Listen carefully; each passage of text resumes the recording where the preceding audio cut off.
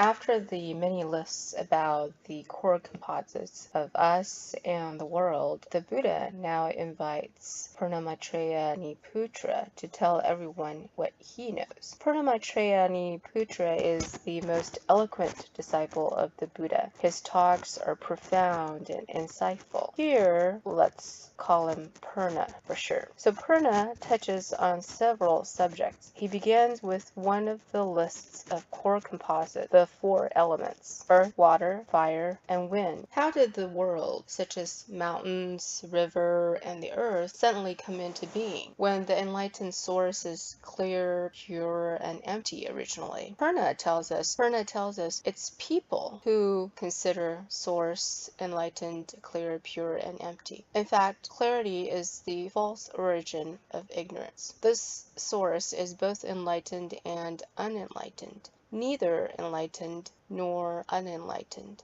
This source is unnameable, inconceivable, and only conventionally labeled right enlightenment. To know how the world came into being, consider how the source came into being.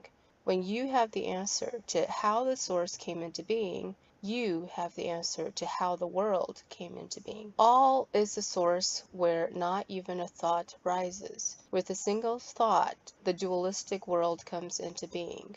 As differences grow, commonality such as space also develops, along with commonality among differences and distinctions in the shared commonality such as directional differences in space. These various forms eventually intermingle and always disrupt their earlier dichotomies. Polarities such as existence and non-existence, birth and death, big and small, high and low, and other characteristics become tiresome contrasts that blur any clear demarcation between them. Karma over vexation then occurs. Movement results in the perpetually changing world. Stillness results in space that neither comes nor goes. Duality in the void of the enlightened source pushes and pulls, so wind develops and keeps planets in mid-air, solidifying materiality into metal in time. Friction between wind and metal creates the dynamic light of fire. Steam moistens metal as fire heats up. Fire rises and water declines. That which is wet becomes ocean, and that which is dry becomes land. Heat often erupts from seas and rivers and streams, often making inroads into continents. Where fire is stronger than water, mountains arise. This is why blazes occur when rocks clash, and water is a percentage of the content of boulders. Where water is stronger than earth, trees and plants shoot up.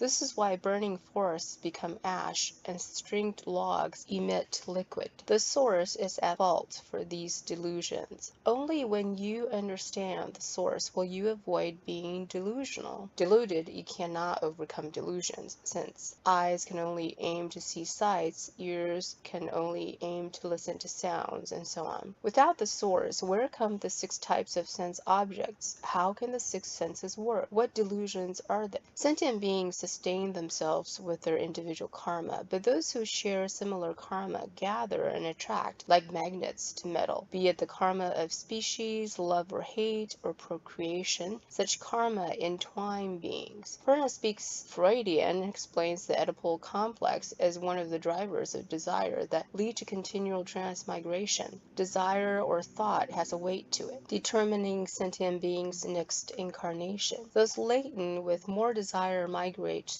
to lower realms, such as sea creatures. Those with more thought may migrate to become winged animals. Possessive love brings beings together, and obsessive hatred polarizes beings, so they hate to be together. For instance, voraciousness for attachment to familial relations sustains generations in the world. Or in the case of the survival of the fittest, karma based on vengeance brings beings together. Or where beings eat other creatures, karma based on theft brings them together, in that you take the flesh of creatures without their permission. In short, sexual desire, killing, and theft sustain the cycle of birth and death. They result in the karma we experience now and in the future. At the heart of the source, none of these three delusions exist, but from an enlightened depth, a deluded thought arises. Henceforth, deluded form develops to to permeate the source, turning into delusional perspectives that become, abide, change, and cease. These then result in various material forms that continue. Now, beings have forgotten that there is the source and have become attached to the unreal materiality. If the source of enlightenment is fundamentally enlightened, it's not enlightened due to form, nor unenlightened due to formlessness.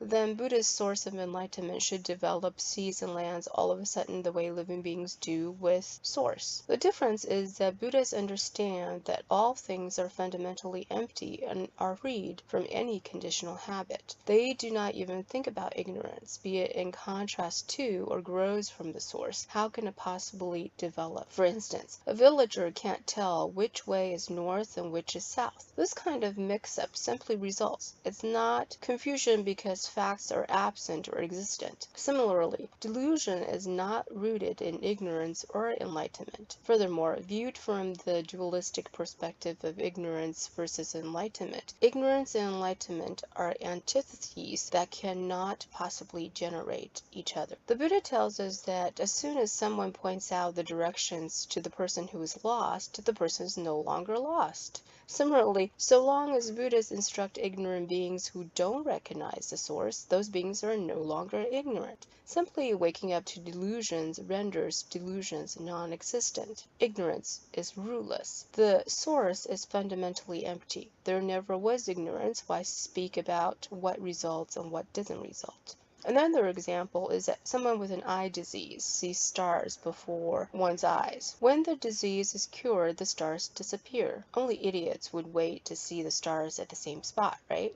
There never was stars before you, just as there never was materiality such as seas and lands in the source. So someone who asks whether Buddhists will develop habits again or how seas and lands emerge from the source is asking an idiotic question. Another simile. Real gold mixed with dirt is like the source in the mix of conditional materiality of beings. Likewise, mind gold that becomes pure gold will not be buried by dirt again, and beings who have cultivated access to the source will not be obscured by form again. Last comparison. Trees once burnt into ash will never be wood again. Buddha's perspective on form have become emptied. Conditional form will never be again. Space is like the source. It isn't the sun, clouds, etc. that make space bright or cloudy, for example. Space doesn't resist these forms and their basic composites such as earth, water, fire, and wind. Space only reflects the magic they wield. Conditional reflections in space are illusions. Being unreal, illusions aren't born from anything. If illusions aren't even born, it would be silly to ask whether earth, water, fire, and wind can coexist. For instance, two people both see the sun reflected onto water. They walk off in opposite directions, but the sun and its reflection appear to follow each of them. Similarly, the sun-like source is one, but there can be countless reflections of the sun just as there are countless material forms. More accurately and more profoundly, the sun is neither one nor two as it appeared before a person or persons. Rather,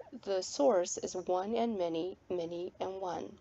Form does not compete with or overtake the source. It's only because beings become deluded in their attachment to form, overwhelming their source of enlightenment that way. The wondrous and bright source that never ceases and never comes to be, pervade all, so that one is all and all are one. The source isn't the brain, the heart, earth, water, fire, wind, not the 18 core composites, ignorance or end of ignorance, old age and death or end of old age and death. Not the Four Noble Truths, the 10 Paramitas, sages at any stage including Buddhahood, nirvana or qualities of nirvana, and so on. The source is also all of the above, both the negation and affirmation of the above, and neither the negation nor affirmation of the above. Like a harp that can only sound music in the hands of a master harpist. So it's only when Buddhists run their fingers through the source that the source illuminates. For beings, even sagely beings who are not yet Buddhists, thoughts coagulate.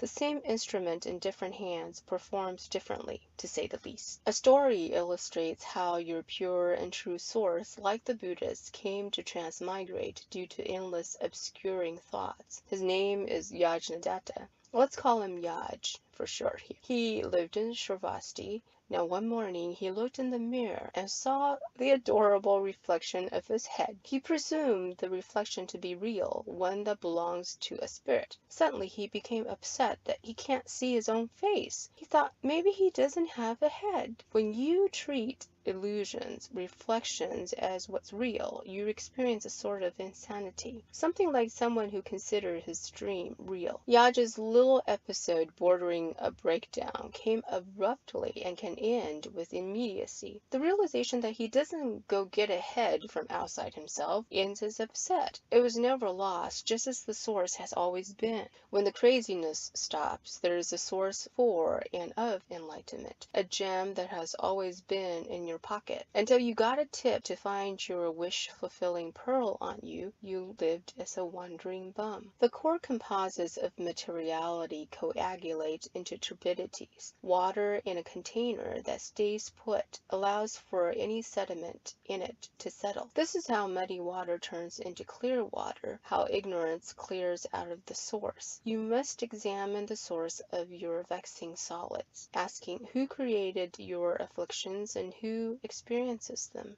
Contemplate the illusoriness of what comes your way, too, as you deepen your practice for enlightenment. Here, Purna is already foreshadowing that the most recommended practice is one of the six senses and not the other core composites.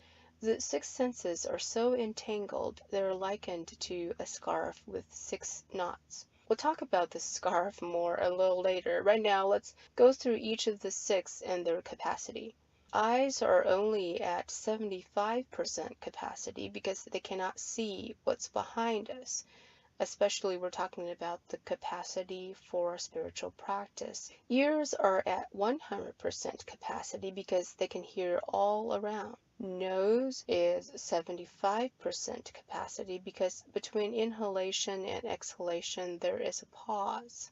You can't practice focusing on your breath when there is no breath. Tongue works at 100% capacity because it can speak of anything, whether secular or transcendental as a practice. Body works at 75% capacity because it can only feel when it comes in contact with something. Mind can work at 100% capacity because it takes in the ordinary and the extraordinary, the worldly and the otherworldly.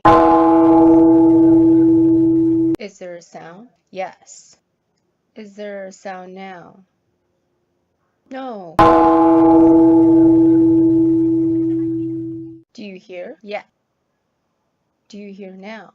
No. What does hearing mean to you? What does not hearing mean to you?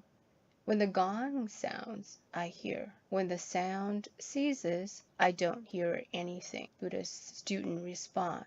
And this sounds like a conversation that we could easily repeat with the Buddha, were the Buddha asking us these questions, right? Here's what Buddha would have said to us next, though. Your answers are convoluted. Why, you wonder? Buddha responds. When I ask you about hearing, you say you hear only when there is sound. When I ask you about sound, you refer to sound too. Buddha points out just how unconscious we typically are. We confuse hearing for sound and vice versa. When sound dissipates, you say you don't hear. If you really don't hear, it would mean that your ability to hear is not functioning. How do you know whether there is sound or not? You know by whether sound is present or absent. Would your capacity to hear be present or absent? Who is it that hears if your capacity to hear is absent? So sound comes and goes, but not hearing. You mistake sound for your hearing. Let's take another example. You're sound asleep and someone is jumping up and down, landing with huge thuds on the floor. You dream of drums because of pounding. So even when you're sleeping, your hearing listens. Even if your body decomposes, the source of hearing continues. You may have chased after sights and sounds since time immemorial. The pure and wonderful source, though, does not follow what you typically follow. Let go of that which comes and goes. Heed to the forever source.